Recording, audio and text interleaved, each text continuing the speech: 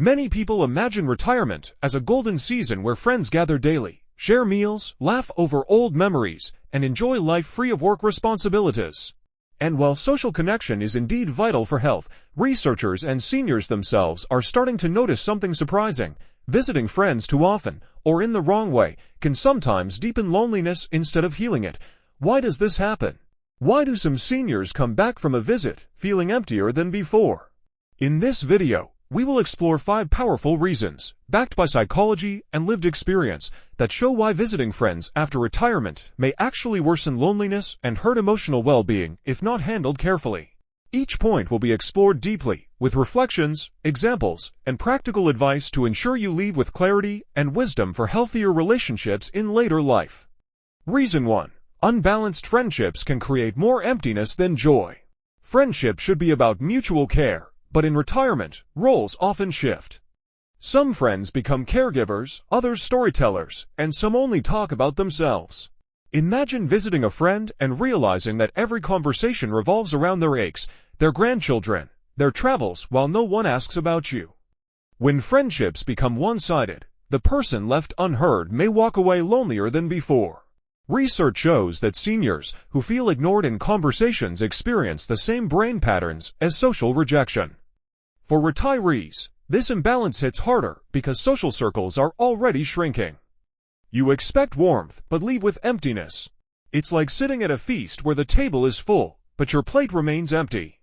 Real story example, a retired woman once said, "I visited my old neighbor expecting comfort, but all she did was talk about her new apartment. I smiled, I nodded, but on the way home I cried. I realized she never even asked how I was doing." Practical advice: pay attention to how you feel after visits, energized or drained. Protect your peace by limiting time with self-centered friends. Focus instead on balanced relationships where you both give and receive. This awareness alone can save you from confusing social activity with true connection. Reason 2. Comparing life situations leads to hidden pain. Retirement often highlights differences in health, finances, and family. Visiting friends can unintentionally turn into a comparison game. One friend may talk about vacations abroad, while you struggle with medical bills. Another shows pictures of grandchildren visiting weekly, while your own live far away. Even if no one brags, the simple act of comparing lives can stir feelings of failure, envy, or sadness. Psychologists call this upward comparison, and it's one of the fastest ways to erode happiness in old age. Instead of leaving the visit uplifted, you return home quietly thinking, "Why not me? Why am I left out? Why is my life so different?" And slowly, instead of joy, friendship becomes a reminder of what you lack. Example: one man admitted, "I stopped going to my old buddies' poker nights.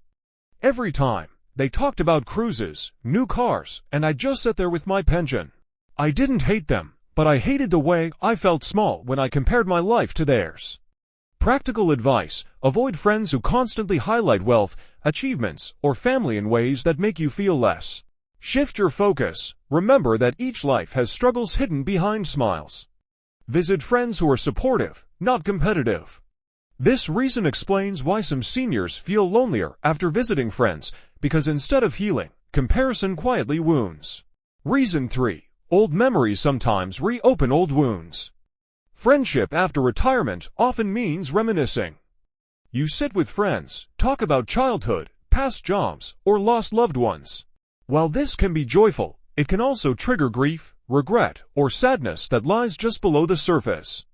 For example, recalling school days may remind you of friends who have already passed away. Talking about careers may reopen the pain of missed opportunities or dreams left unfinished.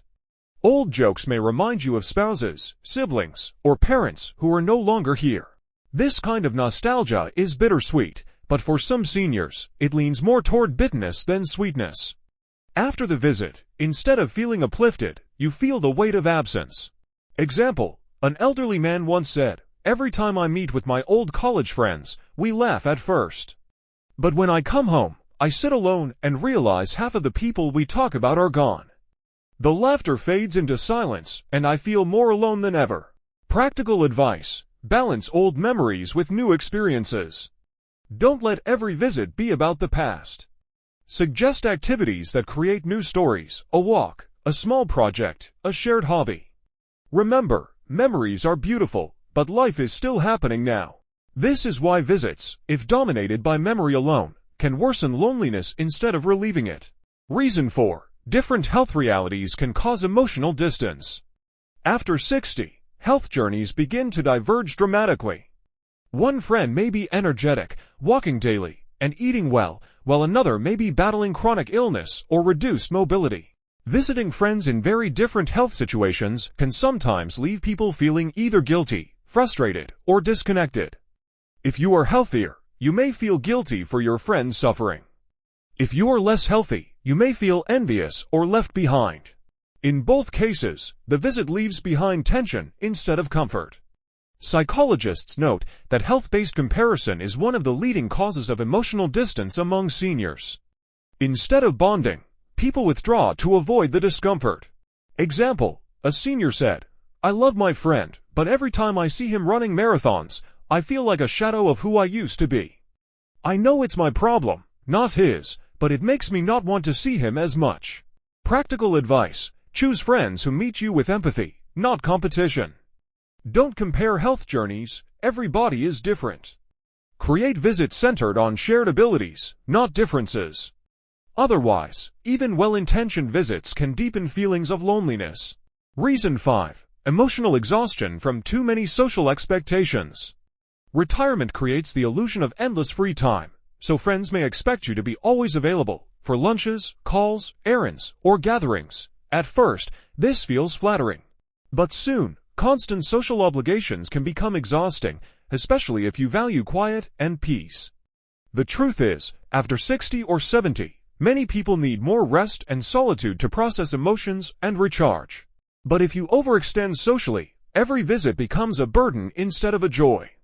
You show up, but inside, you wish you were home. This disconnection creates a deeper loneliness even in company. Example, a retired teacher once said, "I thought retirement would be full of friends. But after a while, I realized I was forcing myself to smile when I just wanted peace. I was surrounded by people, but felt lonelier than ever." Practical advice: protect your boundaries. Say no without guilt. Balance visits with time for yourself. Remember, quality is better than quantity. One meaningful visit beats 5 shallow ones. This final reason explains why too much social activity can quietly eat away at emotional health after retirement. Reason 6. Friendships may fade faster than expected, creating feelings of rejection.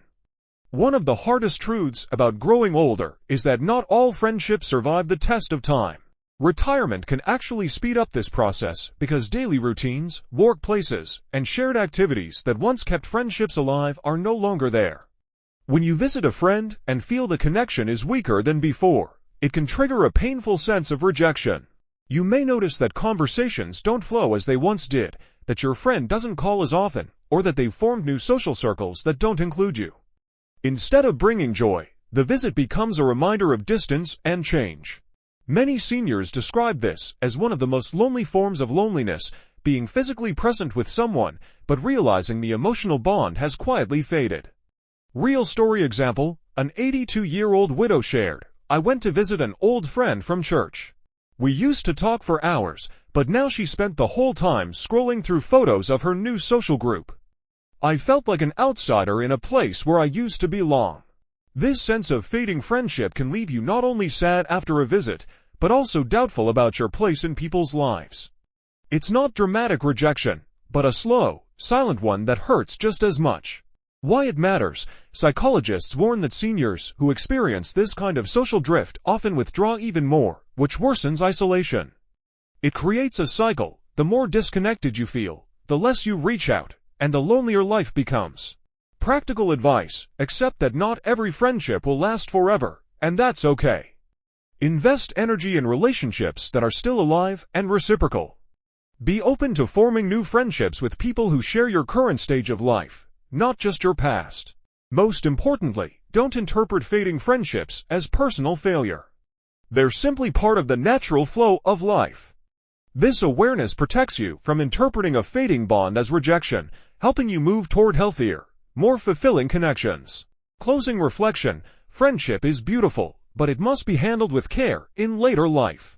Visiting friends without awareness can sometimes deepen loneliness rather than heal it. Unbalanced conversations, comparisons, painful memories, health differences, and emotional exhaustion are all hidden traps that seniors should watch for. The solution is not to stop visiting friends, but to be selective, intentional, and balanced. Seek friendships that nourish you, not drain you. Build new experiences, not just old memories. And above all, listen to your own emotional needs. Because in the end, after retirement, true friendship is not about quantity of visits, it's about the quality of connection.